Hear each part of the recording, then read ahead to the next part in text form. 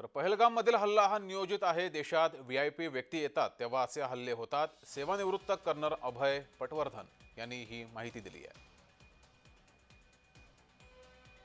तर हा हल्ला पूर्वनियोजित होता. देशामध्ये व्हीआयपी व्यक्ती येतात तेव्हा असे हल्ले होतात, असं सेवानिवृत्त कर्नल अभय पटवर्धन यांनी म्हटलेलं आहे.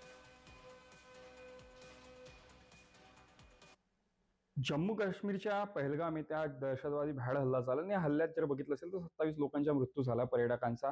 या संपूर्ण संदर्भात आपल्यासोबत बोलण्यासाठी ज्यांनी 30 वर्ष जम्मू काश्मीरमध्ये नोकरी केली असे रिटायर्ड कर्नल पटवर्धन सर आहेत. सर, काय सांगाल, आज भ्याड हल्ला पर्यटकांवर झाला आणि एका अर्थाने जो हल्ला झाला हे नाव विचारून ते हल्ला करण्यात आला. कसं बघता या हल्ल्याकडे आपण?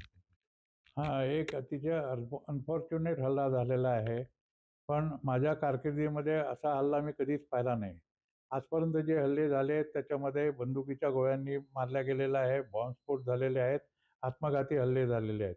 पण लोकांना सॅग्रिगेट करून असं कधी मारण्यात आलेलं नाही आहे. वेगवेगळ्या वेशात ते दहशतवादी जे आहेत ते आले आणि हल्ला केला. कारण की जो भाग जर बघितला असेल तर बोलतो हा पर्यटन भाग आहे. एकदम अचानक कसे आले ह्या सगळ्या? नाही, हा प्री प्लॅन हल्ला असणार आहे. प्रत्येक वेळेला जेव्हा भारतामध्ये कोणी मोठा माणूस येतो किंवा व्ही-व्ही-आय-पी येतो त्यावेळेला हे असे हल्ले होतात.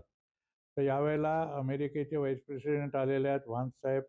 त्यांच्याबरोबर ट्रेड पॅक्ट होणार आहे, ही पहिली गोष्ट आहे. दुसरी गोष्ट म्हणजे पंतप्रधान मोदी सौदी अरेबियाला गेलेले आहेत.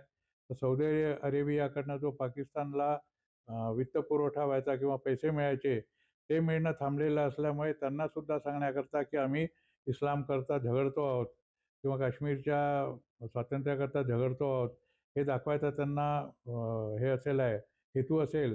त्यामुळे हा हल्ला होऊ शकतो. या सगळ्या संपूर्ण संदर्भात आपल्यासोबत बोलण्यासाठी पटवर्धन सर होते. तेजस मोहतुरे, जय महाराष्ट्र न्यूज, नागपूर.